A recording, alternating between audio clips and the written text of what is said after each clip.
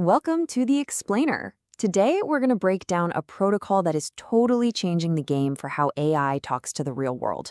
It's called the Model Context Protocol, or MCP. And honestly, the best way to think about it is right there in the title. It's becoming the USB-C for AI. So let's just dive right in. Think about it. We have these absolutely incredible large language models, things like Claude, Gemini, and so on. They can write poetry, they can debug your code, they can explain quantum physics, but they have this one massive limitation.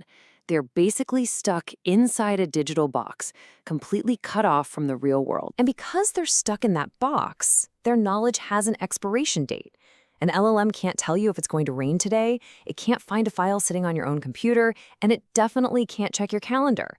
So to do anything useful, we're all stuck in this endless copy and paste tango, right? You feed information in, then you copy the result and paste it somewhere else. It's clunky. Now, this whole stuck-in-a-box thing isn't just annoying for us as users. For the developers actually trying to build useful AI apps, it creates this enormous spiraling problem that has a name, the N by M problem. And this slide just lays out the chaos perfectly. On one side, you have N different AI models. On the other, you have M different tools we all use every day. GitHub, Slack, your company's database, you name it. To get any single model to talk to any single tool, a developer has to build a completely custom one-off integration.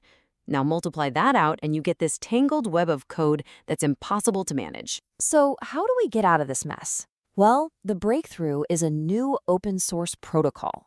It was initially developed by the folks over at Anthropic, and it's designed to create a single, standard way for models and tools to communicate. And this quote just nails the whole idea. It's a universal standard, just like USB-C.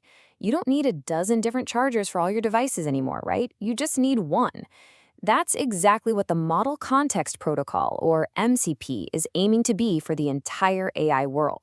What MCP does, and this is the absolute key, is it creates a universal language. It's a standard for communication. This means a developer can build a connector for their tool just one time. And from that moment on, any AI app that speaks the MCP language can use that tool instantly. No more custom code. Just like that, the whole N by M problem just goes away. Okay, so let's pop the hood and look at the mechanics.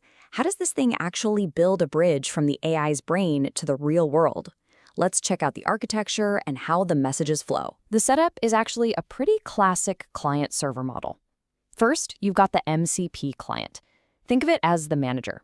It lives inside your main application, like a chat window or your code editor. Its job is to find and talk to tools. Then you have the MCP server. This is a little wrapper you put around your tool, like a database. It's the worker. And finally, you have the transport layer, which is just the highway that connects the two, usually over your local machine or the internet. All right, let's follow the journey of a single request. It all starts with you, the user, typing in a prompt. The MCP client, the manager, sees that prompt and goes, aha, I'm going to need outside help for this. It then asks a connected server, hey, what can you do? The server sends back a menu of its available tools, each with a clear description of what it needs to run. The LLM then intelligently picks the right tool from the menu, the client makes the official call, and the result comes back as fresh, perfectly structured data for the model to use. To really make this click, let's follow that simple weather question from beginning to end and watch the protocol do its magic. Okay, so first, the language model looks at the question. It immediately knows, hey, my training data is old, I can't answer this. So it scans the list of tools available from its connected MCP servers and finds the perfect match, a tool called GetWeather that takes one input, a location. The MCP client then sends an official request to the weather server. The server does the actual work. It calls some external weather API and handles all the messy details. But here's the most important part. It sends the information back in a clean, predictable, structured format. Not just a random blob of text, but data the AI can instantly understand. And finally, because the LLM got that perfect bite-sized piece of real-time data, it can craft a perfect natural language answer. The whole cycle happens in the background, seamlessly, giving you a genuinely useful response. It just works. So, we've seen how it works on a small scale, But let's zoom out now and talk about why this standardized approach is such a massive deal for anyone building products with AI. The benefits are just huge. It's way more than just fixing the NXM problem. MCP gives you true portability.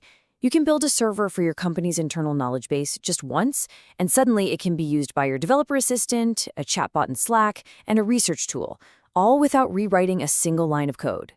This works because the standard creates interoperability, which in turn fuels this rich, open-source ecosystem where everyone can share and reuse tool connectors. And this ecosystem isn't just a nice idea, it's already here and it's growing fast. There are already over 1,000 of these MCP servers out there, both from official sources and the community, for tools we all use, like GitHub, Slack, and databases like PostgreSQL.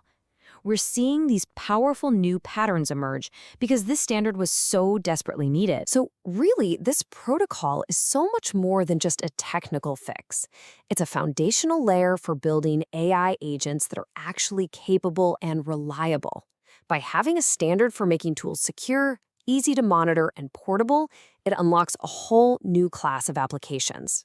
The question is no longer just what can we connect AI to, but what amazing specialized assistants will you build now that the biggest hurdle is gone. So I'll leave you with a little challenge. Think about how you'd define the tools for a simple help desk. Say, create ticket, get ticket status, and list open tickets. Because that's where the real power starts.